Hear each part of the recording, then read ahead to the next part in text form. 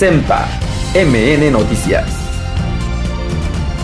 Ese pacto por México fue un acuerdo que hicieron los tres principales partidos políticos de ese momento para impulsar lo que le llamaron las reformas estructurales. Los tres principales partidos políticos que firmaron esto fue el PRI, el PAN y el PRD. Y estos partidos, todos, se comprometieron a lanzar una serie de reformas que le llamaron reformas estructurales, que de los 95 puntos del Pacto por México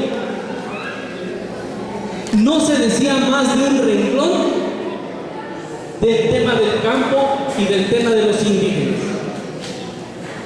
Entonces, desde ahí percibíamos que esa reforma no era ni para los campesinos ni para los indígenas en su favor. 12 de octubre del 2013, a los 10 meses de que anunció el Pacto por México, que presentó a las cámaras las reformas estructurales.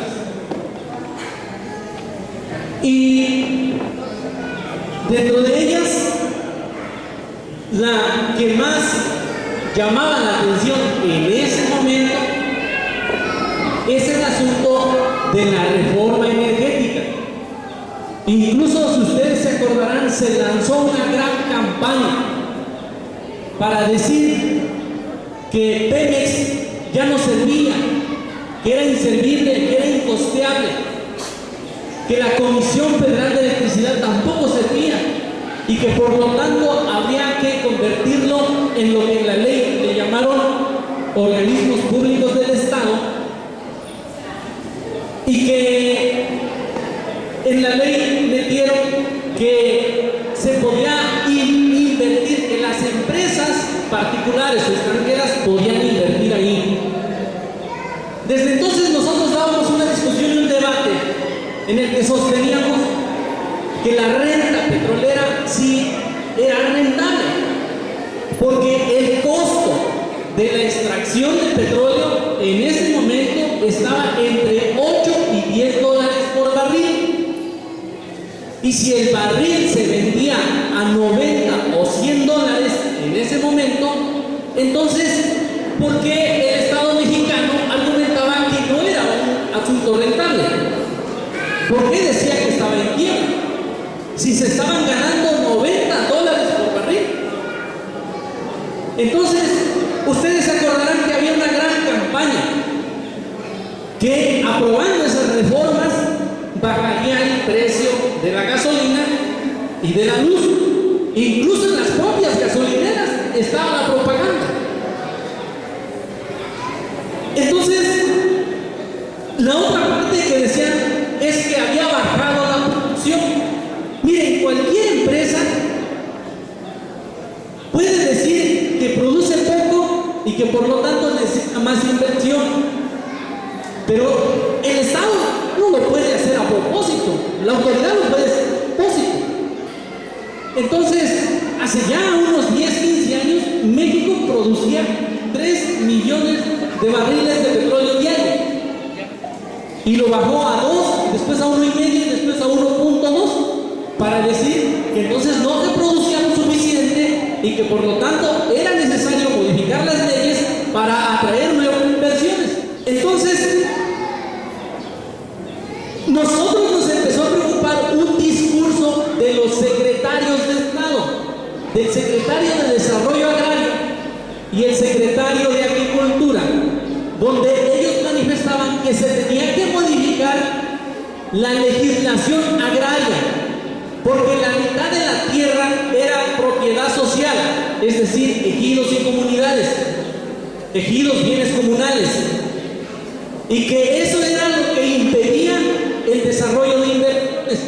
El presidente Peña Nieto anunció que habría una gran reforma para el campo en enero del 2014, e inmediatamente después, otra vez los secretarios de Desarrollo Agrario, Carlos Marín, y el de Agricultura, empezaron a manejar que era necesario modificar el régimen de propiedad de la tierra Entonces nosotros en algún momento tuvimos la oportunidad de encontrarnos con Peña Nieto y le reclamamos que estaba canijo eso de que querían modificar el régimen de propiedad de la tierra.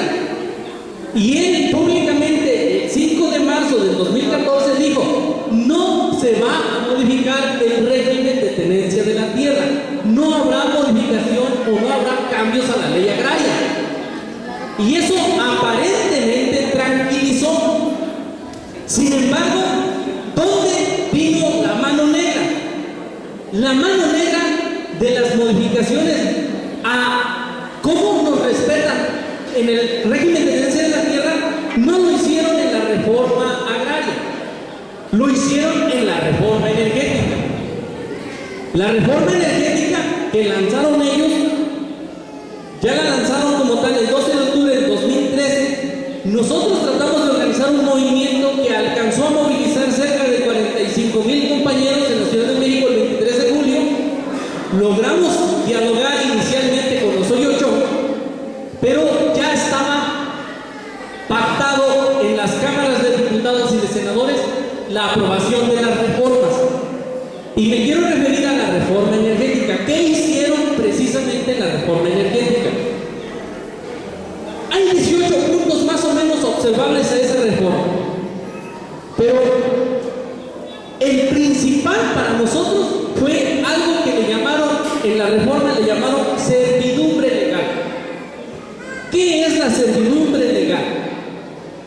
Según la ley energética, la servidumbre legal es el derecho de tránsito de personas, de transporte, de conducción y almacenamiento de materiales para la construcción de vehículos, maquinaria, bienes de todo tipo, instalación y mantenimiento de infraestructura y realización de obras y trabajos necesarios para las actividades amparadas en los contratos de exploración.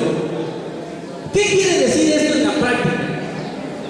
En la práctica quiere decir que allí nos metieron el gol, que al aprobarse la servidumbre de paso en una ley, entonces las empresas tienen el derecho por adelantado de empezar a explorar nuestras tierras y nuestros territorios sin que nos pidan ningún permiso. O sea, sin que le pidan permiso a los ejidos, a los pueblos o a las comunidades, de repente los vemos que empiezan a llegar y empiezan a hacer exploraciones y empiezan a hacer mediciones y no sabemos ni quiénes son. Medio pensamos que son gente poderosa por los carros que traen y la protección de ejército y policía que traen consigo. Entonces, en el jaloneo, el gobierno dijo: pero ustedes pueden negociar, ustedes tienen que invertir con esas empresas. Y en ese sentido, manifestaron que daban un tiempo para que los dueños de terrenos o los poseedores de terrenos negociaran con las empresas. Pero si no llegaban a ningún acuerdo, entonces la empresa podía demandar al dueño de la tierra para sentarlo a negociar en un juzgado civil. Y entonces, ¿dónde queda tu derecho agrario? ¿Dónde quedan los derechos de los indígenas, de los campesinos? ¿Dónde quedan los derechos de los ejidatarios plasmados en la ley agraria? Pues no les interesó. Si tú no llegas si ellos descubren un material importante en tu tierra o en tu territorio, entonces dicen: me interesa y quiero negociar con él, pero si no quiere, lo demando ante un juez civil para que ahí nos pongamos de acuerdo. ¿Y quién tiene las posibilidades de ganar una demanda civil? Pues la demanda civil, quien tiene las posibilidades es el que tiene el dinero. Y entonces nuestros ejidatarios, nuestros comuneros son los que pierden los casos. Y no hay manera de defenderlos agrariamente, sino que ahora lo tienes que defender civilmente, como si te hubieras peleado previamente con ellos a las cachetadas. Y ahora un juez que no tiene ningún conocimiento, ninguna experiencia en derecho agrario, ahora dice: como ellos están en pleito, vamos a resolver civilmente. No es lo mismo una demanda civil que una demanda agraria, compañeros. en la demanda civil y en las demandas mercantiles normalmente nos van a ganar, porque tienen poder, tienen dinero, está de por medio mucha lana. Hay maneras de corromper a los jueces y a los ministerios públicos. Entonces, dice que la demanda civil tiene por objetivo obligar al propietario a alcanzar un acuerdo de su terreno. Y entonces, si tú no dabas permiso, allí ya lo estás dando. Y que es mejor que entonces aceptes una lanita o que negocies algo de lana porque allí hay recursos, porque si no de por sí te la van a ganar. La siguiente es que en la misma ley dijeron que era prioridad el criterio económico. O sea que si una empresa presentaba algún proyecto, no le daban prioridad al criterio técnico, ni siquiera al criterio social o al criterio ambiental. Lo que interesaba era el criterio económico. Y así dice la ley de hidrocarburos, que es prioridad el criterio económico. Entonces, se pueden presentar muchos y muchos proyectos, y uno tras de otro y parecidos. Si este no pasa, ya lo tengo cerquita con otros proyectos, nomás le cambio de nombre. El otro es que el Estado siguió manejando un discurso de carácter nacional. Decía, es prioridad del Estado mexicano la exploración y la explotación de hidrocarburos. Bajo ese criterio te lo quitan, porque es prioridad del Estado, pero después se lo entregan a particulares. Ese es el problema. Y a partir de eso, de esa reforma energética, vinieron impulsando otras leyes. ¿Cuáles otras leyes? La ley de inversión extranjera, la ley minera, la ley geotécnica, cambios a la ley de aguas nacionales, la ley de la industria eléctrica. Y crearon comisiones, una comisión que le llamaron Comisión Nacional de Hidrocarburos y otra Comisión Reguladora de Energía, que serían como en la reforma educativa el Instituto Nacional de Evaluación. Ese es tu organismo rector que te mide, te cuida, y obviamente nosotros veíamos que entonces ya estaban los dados cargados en favor de concederles todo a la empresa transnacional o a la empresa privada. Y en el medio ambiente se olvidaron de la Profepa. Dijeron que habían de crear una Agencia Nacional de Seguridad Industrial y de Protección al Medio Ambiente para el sector hidrocarburos. O sea que eso que hay, por ejemplo, hay un organismo aquí a nivel nacional y en Puebla que se llama Conavio, por ejemplo. Pues ese organismo para ellos no les interesa. Ellos lo que les interesa es crear una propia agencia controlada y regulada, e incluso con un consejo donde tuvieran opinión los propios empresarios. Entonces, a pesar de habernos movilizado una cantidad importante, la ley pasó y nos sentimos hasta cierto punto desamparados y desilusionados, porque entonces nos habían ganado la batalla.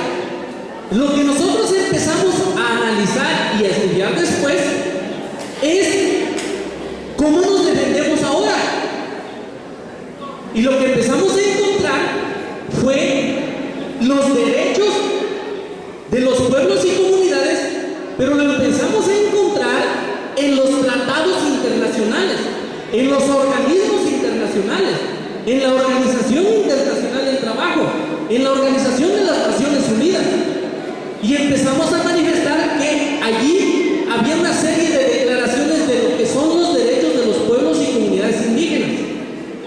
Y es en base a eso, compañeros, que nosotros hoy sostenemos que para que se lancen o se impulsen proyectos de gran envergadura en nuestra tierra o en nuestro territorio, tenemos de humanos, derechos económicos y sociales que nos protegen y que entonces debemos ser consultados. Si nosotros estamos de acuerdo en andar esos proyectos, lo habremos de avalar después de una serie de reuniones, de informaciones amplias de lo que son los proyectos.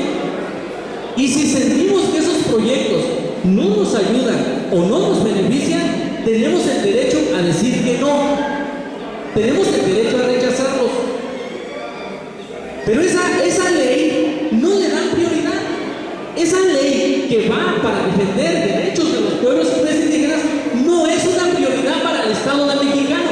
Por eso nosotros pensamos que la debemos de impulsar desde la sociedad. Debemos de levantar firmas, debemos de acumular información que nos diga tenemos ese derecho. Y más aún, el propio presidente de los Estados Unidos mexicanos ha ido a eventos internacionales y allí lo presiona.